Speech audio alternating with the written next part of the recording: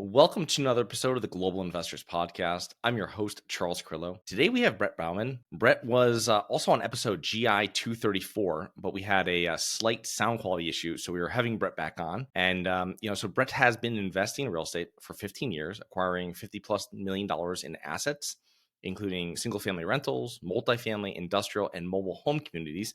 The asset class that he focuses in his home primarily focuses on today. So thank you so much for being back on the show today, Brett. Of course, Charles. Thanks for having me back. So, give us a little brief background. People can check back on that episode, but if you don't mind, just giving us a little outline of kind of what your background is, both personally and professionally, prior to getting involved with real estate. Sure. Yeah. So I have a finance and business background. So I studied finance, have an MBA, and then have been kind of in the corporate world for the last 17, 18 years. And still am. I work at a large tech company and do kind of corporate finance as well as some other roles. And on the side, as you mentioned, about 15 years ago or so, I started getting into rentals. So I started with single family rentals and kind of have worked my way up to now we're operating some mobile home parks. I'm sure we'll get into kind of what led from A to Z there, but at this point, Suncrest Capital, we have about 1,400 lots, mostly focused in the Midwest. So we like to target, we started in Kansas City and kind of drew a 3-hour radius around Kansas City. So all of our stuff is primarily in Des Moines, Springfield, Missouri, Kansas City, and then we've recently expanded down to New Orleans, which has been a great expansion. That was a jump, but it's been really good for us. So, why real estate when you're choosing different side hustles? Let's say, why did you choose real estate over the number of different things that you could do? Sure. It goes back, and I've talked about this a little bit on our like Instagram and LinkedIn pages and stuff too. But even just in eighth grade, middle school, I remember my history teacher talking about stocks in general, and just kind of I kind of got a taste for what time value of money was. And he's talking about $10 a month equals this in 10 years, kind of thing. You just get fascinated by it. And then reading books like Rich Dad Poor Dad, I started learning about how you could really make your money work for you in multiple ways in real estate with tax savings, leverage, other people's money or OPM. There's just these unique benefits you get in real estate that you really can't get in other asset classes that really drew me to it. So starting with the single family rentals, I thought that would be kind of my way of growing my portfolio. And I think that's where a lot of people want to start. It's a good way to just kind of self-manage and learn the business. But there's also a lot of risk to it that you don't get in other asset classes that I wasn't aware of at the beginning. So, with that risk, what made you hone in onto mobile home communities as really the asset class that you were focusing on? Because, like you said, I think single family people get involved with it because it seems lower risk. You get great financing. It's an easy way of dipping your toe in the water of real rental investing. And what do you think was some of the reasons why you chose mobile home communities as kind of like your way of really making your mark on real estate? Sure, yeah. I mean, you're right. With single families, what's nice about it is what I was doing is I'd buy a home, I'd live in it, and so I'd get primary owner financing, which is the best financing you can get on home. You also have the lowest down payment possible with that status. And then I'd live in it for a bit, and then I'd move to a new home, and then that old home would become a rental, kind of rinse and repeat. So not quite the Burr strategy, but kind of a close to more or less kind of that Burr strategy. The challenge is you can only have so many loans on your personal credit report with these homes. The other challenge is if that home's vacant, you're getting zero money and you're still paying a mortgage. So it really becomes hard to scale for a number of reasons. And then your homes, you can't have them co-located. Like at best, you've got your portfolios within a few miles of each other, but they're never next to each other. So that's where scaling up with an apartment complex or mobile home park comes handy. So what I started doing several years ago is I learned about syndications. And so I started passively investing in syndications. And by doing that, I started learning what scale really looked like and how, even as a passive investor, I was earning more on my money than I was as a single family operator for a lot less work. And I was still getting the same tax benefits too, because in a syndication, you are a direct owner. You still get the same benefits as if you're the only operator. So I kind of saw that as a win-win.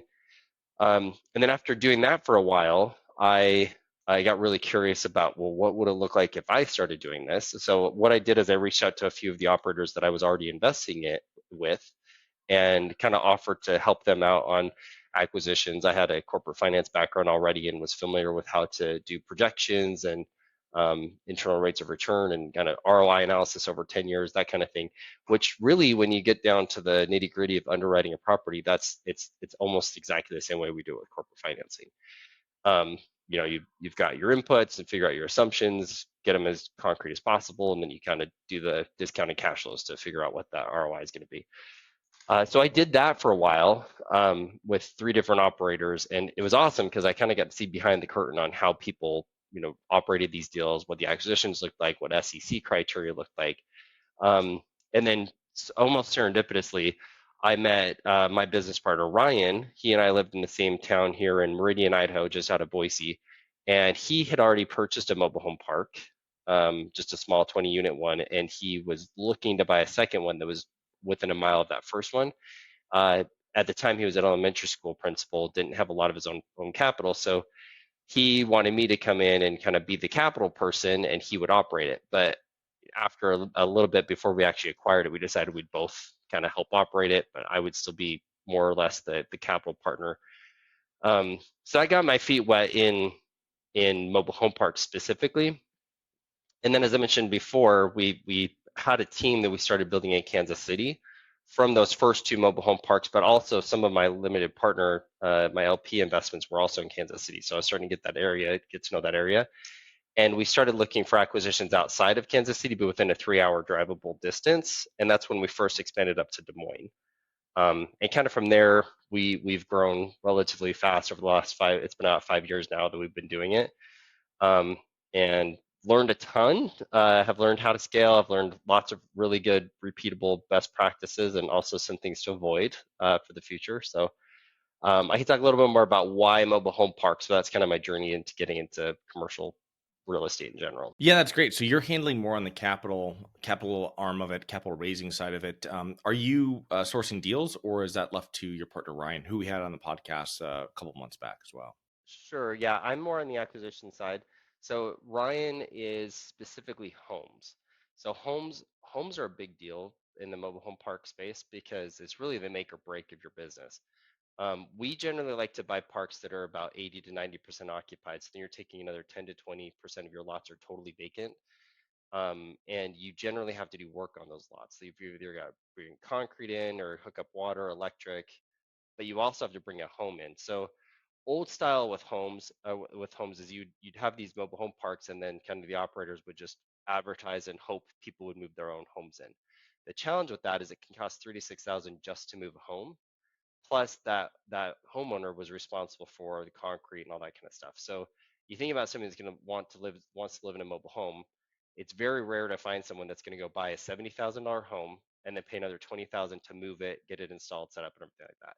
So instead, what we do is we get it all set up, we buy, move in the homes, and then we sell them. So Ryan really kind of a full-time thing. In fact, we have 3 employees that all they do is homes, and Ryan oversees all that. So it's finding quality used homes, getting them rehabbed, getting them moved, sold. We also have brand new homes, then that's a whole other criteria for moving, installing, and selling. And then I'm more on the finance side, as I mentioned before. So that includes anything from taxes, real estate, investor relations, acquisitions.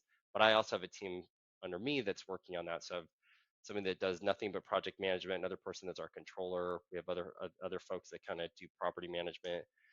So we've been able to build up a really strong team that's helped a ton over the last few years. So, with any asset class, there's always pros and cons. As a multifamily investor, I can tell you both of them pretty detailed. What would you say, quickly overview, kind of like what are the main pros and cons? Maybe obviously the pros for you outweigh the cons with mobile home communities, but kind of go over a few of those things where, as an investor, what you look at and why you chose this asset class, and then some of the things that might be drawbacks to investing in mobile home communities. Sure, yeah. So I think there's lots of pros. One that people don't really know very much is if you're looking for tax benefits, mobile home parks and RV parks is the best asset class for taxes.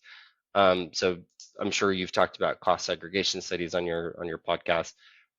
What's cool about mobile home parks and RV parks is because most of the asset is the dirt and the concrete and the infrastructure that's there. It's nothing above ground. It's usually what's in the ground. Those things are depreciable at a shorter time frame already. So a higher percentage of the acquisition can actually be cost segregated into your first year of bonus depreciation. So that's awesome. One of those things that just like you don't think about with mobile home parks. Another thing is with mobile home parks, as I mentioned before, your general upside play is to buy a park that's not quite 100% occupied and you make it 100% occupied. So if you think about a multifamily acquisition, let's say you buy an apartment complex with 100 units and your upside is typically turning those units, like rehabbing, bringing them to market and getting new people in. The downside is the whole time you're rehabbing those units, you've got vacancy while you're rehabbing. On a mobile home park, on the other hand, you buy a park that's already got a certain occupancy, and all you're doing is increasing it by bringing more homes in. So it's almost like adding another floor to your apartment complex. You didn't have to kick anybody out to increase your upside.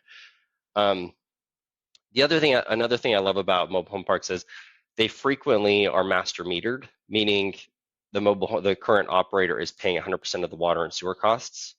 Um, so to give you an example, we bought a park in Springfield about 2 years ago. This honestly, we do this all the time, but this is one of my favorite examples.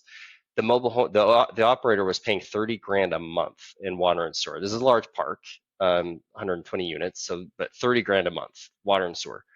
And within 2 months, we had submetered that. So every unit had its own submeter. And what tenants love about that is they perceive that they have full control over their water and sewer consumption. So you actually saw the overall consumption came down because people had, accountability for it.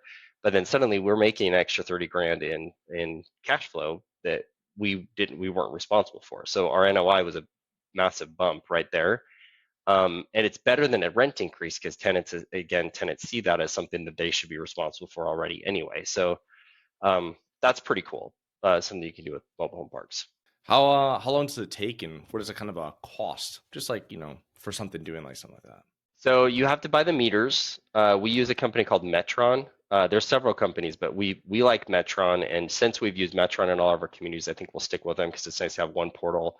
It integrates really well with our property management tool, which is Rent Manager. So it just makes it very seamless. So that's the first thing. You've got to buy the meters, which can be $50 to $100 depending on if you're buying like attachments and all that kind of stuff.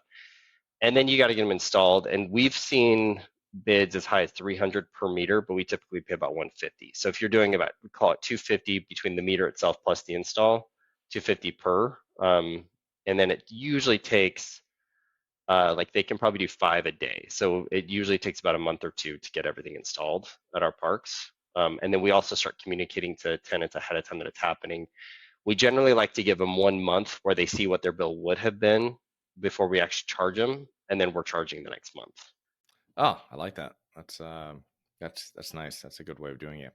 We had to do that with a property we sold last year. It was in Tampa, and like the Tampa water a couple years back went like crazy in pricing. They like raised it, so we started metering it because it was way off. And yeah, it was great. I mean, it was great right to the bottom line. And instead of giving people really rent increases, it was, hey, you're going to be covering your own part of it. And obviously, you're it's better for everything. Better for the environment because you're using less and you're a little bit more mindful. And yeah, it's a great value add process compared to like rubs and stuff, which I don't really see as a really helpful system. I mean, it's really just increasing the rent for people. You know what I mean? It's not. We actually tried rubs at one of our parks, and we kind of had a revolt. We had tenants like wrote us this petition, and you have people saying, "Hey, so and so's got a washing machine in her unit, or so and so's got 4 kids." Like they're complaining that it's just not fair, and it's very challenging to make rubs fair.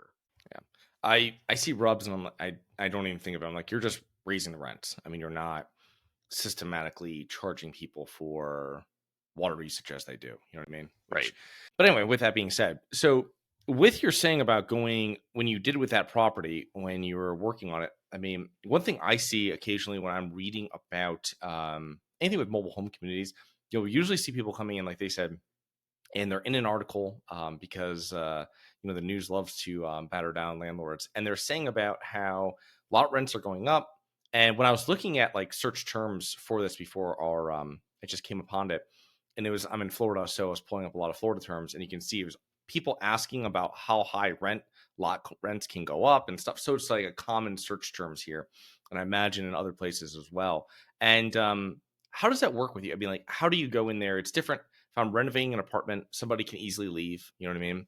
But typically, we're doing our renovations when it's vacant, obviously. So someone comes in, they weren't really aware that people were paying $1,500 before we just spent $8,000 on the unit that we're now charging $1,800 for.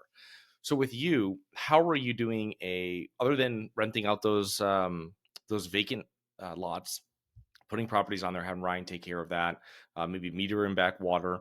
What other ways of kind of like how you're working with people who have fixed budgets and really making the park better? Because we all know you're doing that, but it's really just, I mean, how do you float someone with, how do you raise rents on someone with a fixed budget? Yeah, it can be challenging, and honestly, almost every time we've done rent increases, we've heard from someone about it. So we just increased rents in four of our parks in Springfield. We have 10 in Springfield, and so four of them were kind of up for rent increases. And of the four, we had one person complain. So we're talking probably about 400, 3 to 400 people, and one person complained. So it really was okay in the grand scheme of things. The advantage we have in that market is we are not the highest. And most of those parks for us, if we have a home, it's sold. Homes don't sit there. It's a very high demand market. So we're 100% occupied of homes that can be occupied, if that makes sense. So because of that, you don't have to worry about people leaving so much because it's already high demand. And there's parks down the street charging a couple $100 more than we are. So we've kind of got that. And when we do the communication, we explain like interest rates are up, our costs are up, but also all these other parks are charging more than we are. So that helps. But it definitely takes emotional toll when you're hearing people say I've got this fixed budget, and this person that sent us an email was not nice about it. She was telling us we were heartless and things like that. So it's challenging, and we do pride ourselves in providing low cost, affordable housing. But at the same time, we also have a business we're trying to run, and you do need to keep rents at least in pace, if not at market, on pace with market.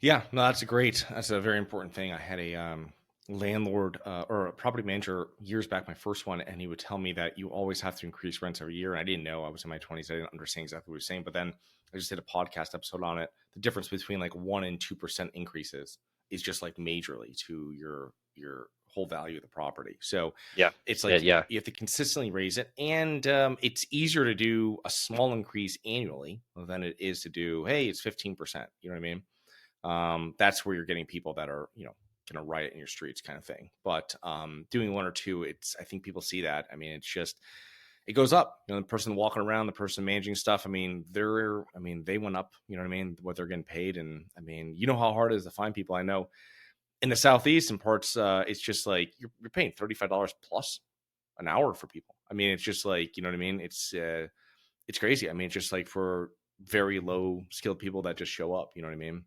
And then you're paying even more for more skilled people, and then don't even talk about contractors. But so yeah, everything goes up. I understand exactly how that works. But yeah, it's difficult. I mean, it's a difficult thing, and it just gets a lot of negative press when it happens. But it happens with multifamily too. But I think you have people that are there for much longer periods, which is a pro. But also the con on it is you might get people on the pushback of it, and it's like, they can't really move, stuff like this. But it's one of those things where, I mean, anything's going to go up that they own. Even if they own a house, their taxes are going to go up, their insurance is going to go up. You know what I mean?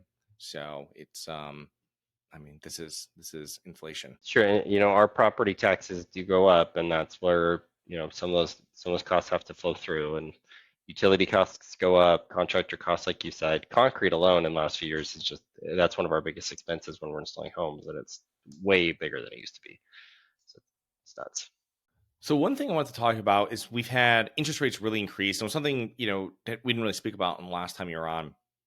But when you're acquiring new parks, how are you really capitalizing that? How are you financing those deals? And as I've spoken to people that are mobile home community owners and investors, usually they're utilizing a mix of like local banks and credit unions, and then also seller financing. And they're trying to, like, because you're buying from a lot of mom and pops in most situations, maybe not 120 lot park, but so how's everything been working with your business with interest rates, and I mean, I guess mobile home community as a whole, and then also with your firm?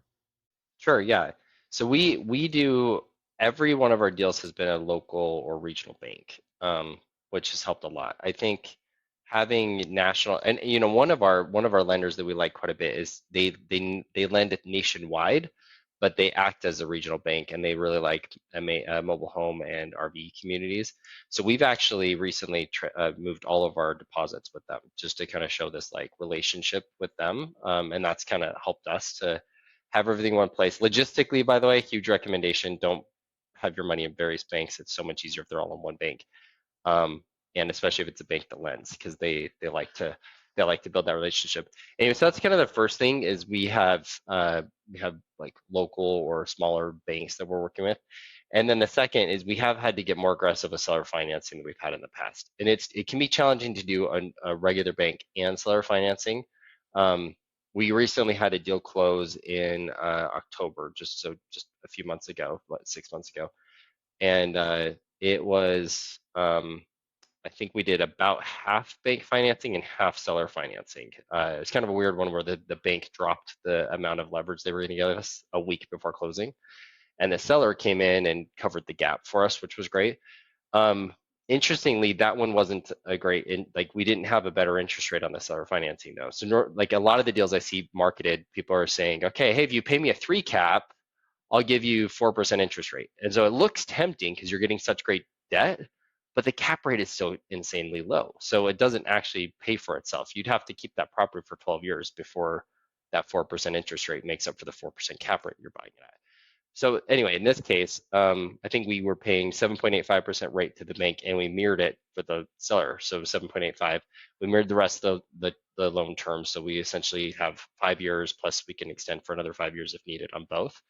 So that helps. And the other thing we're doing is we're just underwriting at high interest rates. So we've had a steadfast rule that day one, our cash flow has to be at least 4% cash on cash without us doing a single thing. The first day we walk in the door, we have to make 4%, and then we have to have a clear path to get to 8% cash flow within a year.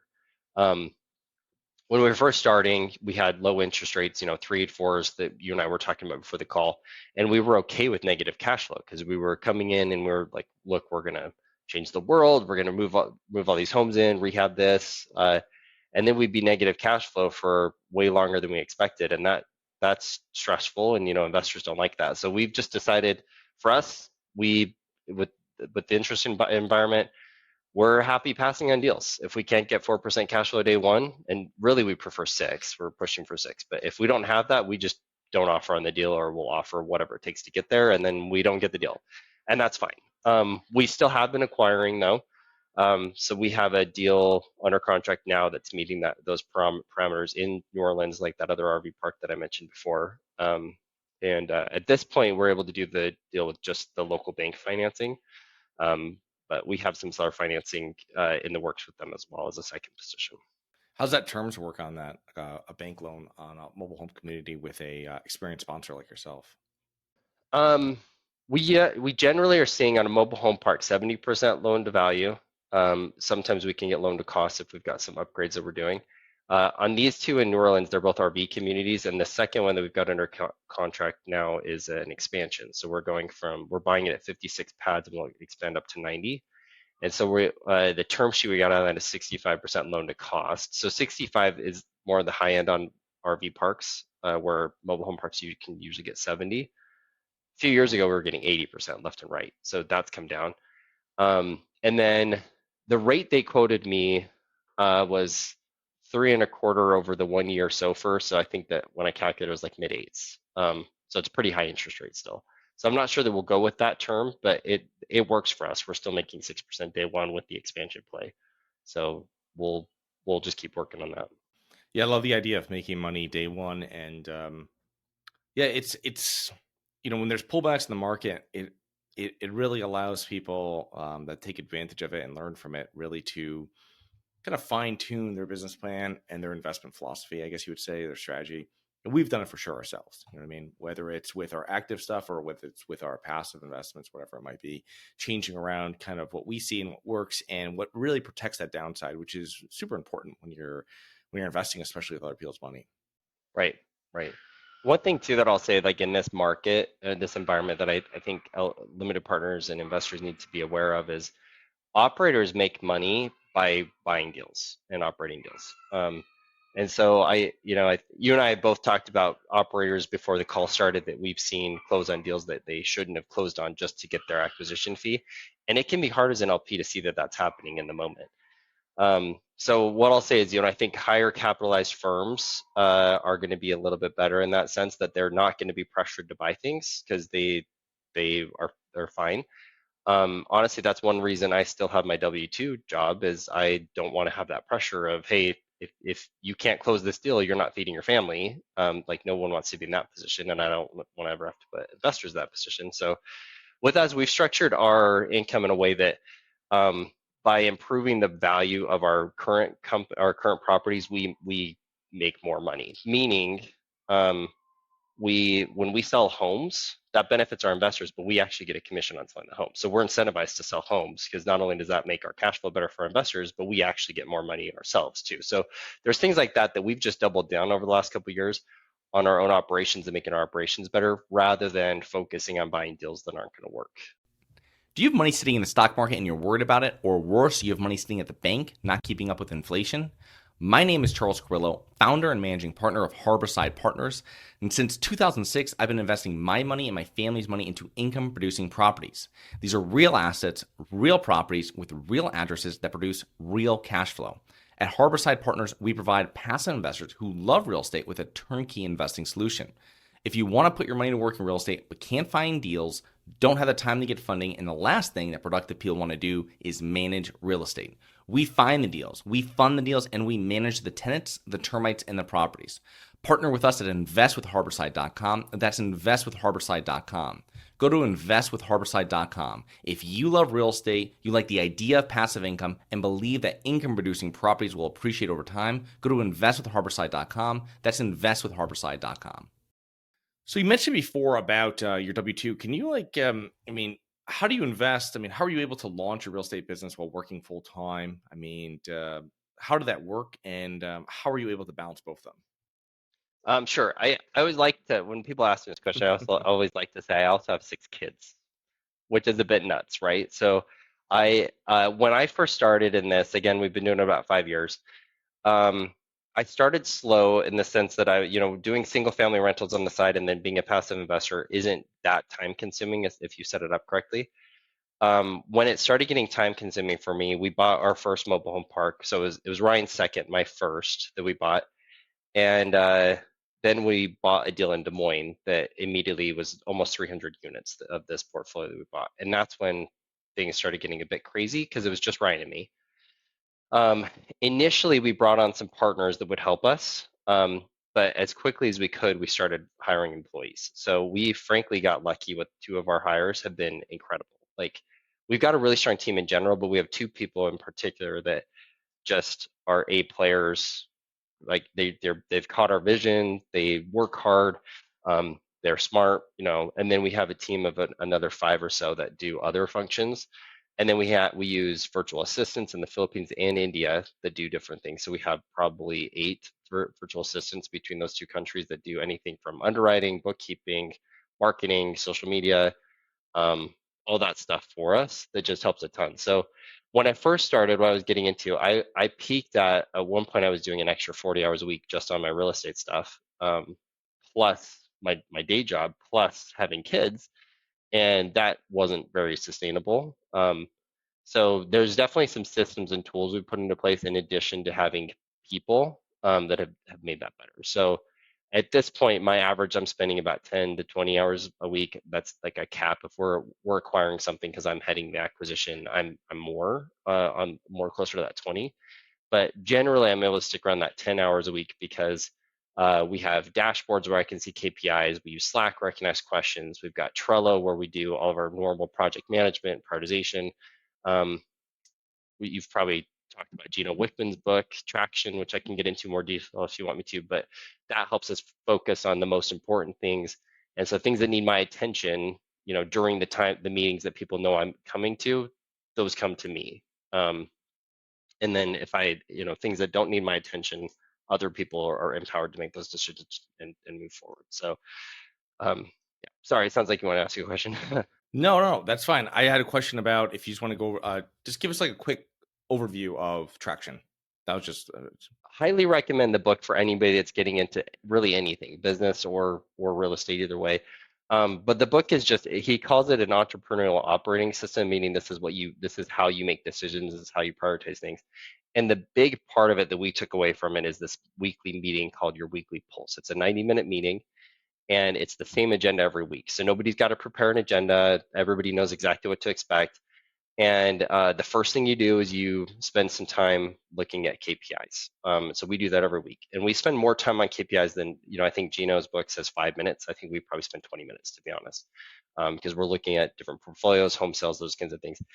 And then during that, we're identifying any issues, and so the issues are tracked to be discussed later in the meeting. So you do your KPIs. Then the next thing is you talk about your rocks, which are your quarterly or annual goals, and you're just quickly saying, am I on track to hit this month or not? And then if you're not, it's another issue. So then the bulk of your meeting is talking about issues. So you first go through and you prioritize, okay, what are our top 5 issues as a company right now? And you focus on those and you make sure you've got plans to solve every single one of those. And then you maybe start looking, we have a backlog of issues we start getting into. But then what we do from there is we have a few other meetings throughout the week. So we've grouped our properties into kind of portfolios, strategic portfolios, and then each of those strategic portfolios has its own pulse meeting. So for example, we have a Missouri pulse meeting that's all of our Missouri properties, and our regional manager for Missouri joins that. And so we do the exact same agenda, but focused on those portfolios or those properties. And I don't have to join all of those to be able to help make the decisions on those, which, we've been doing that. We're into our 3rd year of doing traction, and it changed everything for us. It's hugely efficient way to do things. yeah, that's awesome. That's great that you're able to do it. A couple of the software systems that you mentioned, Slack, we use Trello. We use it for work. I use it extensively personally. My wife uses it for her business too. I mean, it's a game changer to be able to organize all these things that everybody has going on. And we use it it's very powerful, especially when you're raising capital or you're doing project management. This is where they're like, and then it's on your phone, it's on your desktop.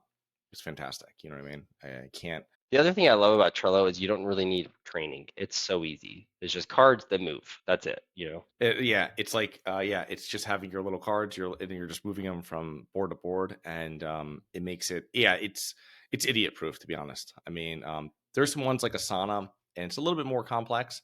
But Trello, if you're just pretty much just moving, postcards from one place to another, and you do it on your phone, and it's all like real time, and it's awesome. It's a fantastic Yeah. tool, especially for remote jobs of where we are now, and especially with what you're doing. Even if you weren't remote, you're still gonna have somebody that's outside of your office doing something, and that's where, you know what I mean. You can add something onto their list. They go to some place. You do this. I mean, very, very powerful. So, as we kind of wrap up here today, one question I just had is that what would be your top advice for an aspiring real estate investor with a full-time W-2? I mean, other than utilizing some of those systems and processes, you got a little bit more in there about how you're able to really move your business forward utilizing traction.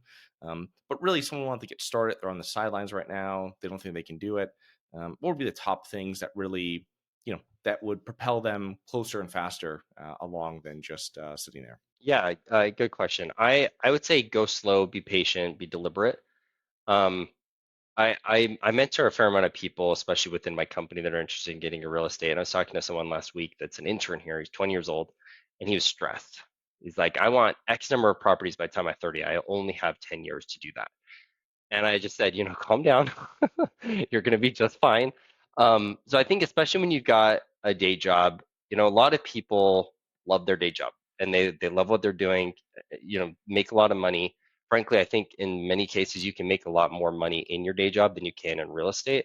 So for me, real estate is less about today's income and more about the long-term passive income that you're building. So I would say don't be in a hurry to get out of your day job per se. For me, it's more about building that passive wealth, passive income that over time really accumulates and makes sense. And it sounds a little, you know, cringy almost to say this, but build a team around yourself. And I don't mean employees, I mean people that you can go to. So like you have brokers, you've got mortgage people that you can trust for rates. You've got legal people, CPAs, those kinds of people can help you a ton. And like know what the value of your time is. So there's some things that I know I can do, but it's going to take me 3 hours, or I can send it to my CPA who's going to spend less than an hour on it. And yeah, I'm paying him for that, but it's worth it to me to have it A, done correctly, but B, buy myself 3 hours back to do something else. Yeah, that's great. That's a lot of great information. When I actually keep a as we're talking about Trello, I keep a card on my Trello of tasks to get off my plate. You know what I mean? To outsource, whether that's to a contractor like an accountant, whether it's to a VA or a bookkeeper or consistent, whatever it might be. And yeah, it's just great. It feels great to take one of those off. You know what I mean? And sometimes I think people get scared because the amount of time.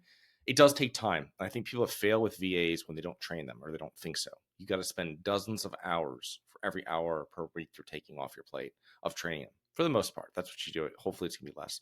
But like I'm making Zoom videos. Like so, when I do stuff now, I throw on Zoom. It's just like screen recording, and then like, hey, just watch this and do what I'm doing, and it's pretty straightforward. People are smart, you know what I mean?